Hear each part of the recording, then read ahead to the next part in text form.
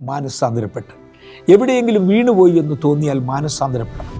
മാനസാന്തരം എന്നത് നാം രക്ഷിക്കപ്പെടുന്ന ആ കാലങ്ങളിലുള്ള, ദൈവത്തിന് വേണ്ടി പ്രതിഷ്ഠിക്കുന്ന ആ കാലങ്ങളിൽ മാത്രമുള്ള ഒരു നടപ്പാണെന്ന് ആരും തെറ്റിദ്ധരിക്കരുത്. അല്ല, നീ മാനസാന്തരപ്പെട്ട്, മാനസാന്തരം കൂടെ വേണം.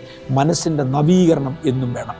പുതിയ നിയമം പറയുന്നത് ആത്മാവിൻ്റെ നവീകരണത്തിലേക്ക് നിങ്ങൾ വരണം. വീണ്ടും നമ്മെ തന്നെ നവീകരിക്കുക. ഞാൻ ഉപയോഗിക്കുന്ന ഒരു ഉടുപ്പ് ഒരു ആഴ്ച അല്ലെങ്കിൽ ചില ദിവസങ്ങൾ കഴിയുമ്പോൾ ഒന്നുകൂടെ കഴുകി വീണ്ടും അത് ഒന്നുകൂടെ പ്രസ് ചെയ്തെടുക്കുമ്പോൾ ഒരു പുതിയതുപോലെ തോന്നും. പുതിയതുപോലെ തോന്നും. ഒരു നവീകരണം ആ ഉടുപ്പിന് ആവശ്യമാണ്. ഉടുപ്പ് മാറത്തില്ല. ഉടുപ്പ് മാറണമെങ്കിൽ അതിന് കേടുവരണം. അതുവരെ അത് മാറത്തില്ല. എന്നാൽ നവീകരണം ഇടയ്ക്കിടയ്ക്ക് ആവശ്യമാണ്. യേശു പറഞ്ഞു, കുളിച്ചിരിക്കുന്നവരായ നിങ്ങളെ രണ്ടാമത് തല മുതൽ ഒന്നുകൂടെ കുളിപ്പിക്കേണ്ട കാര്യമില്ല.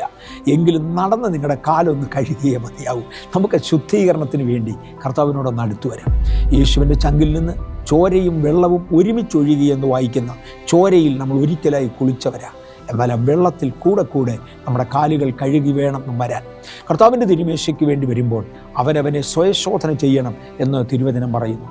1-ാം നൂറ്റാണ്ടിലെ അപ്പോസ്തലന്മാർ ആഴ്ചയിൽ ഒരിക്കലെങ്കിലും കർത്തൃമേശയ്ക്ക് വേണ്ടി ഇരുന്നിരുന്നു. ആഴ്ചവട്ടത്തിൻ്റെ 1-ാം നാൾ തോറും അവർ അപ്പം നുറുക്കേണ്ടതിന് ഒരുമിച്ച് കൂടുമായിരുന്നു.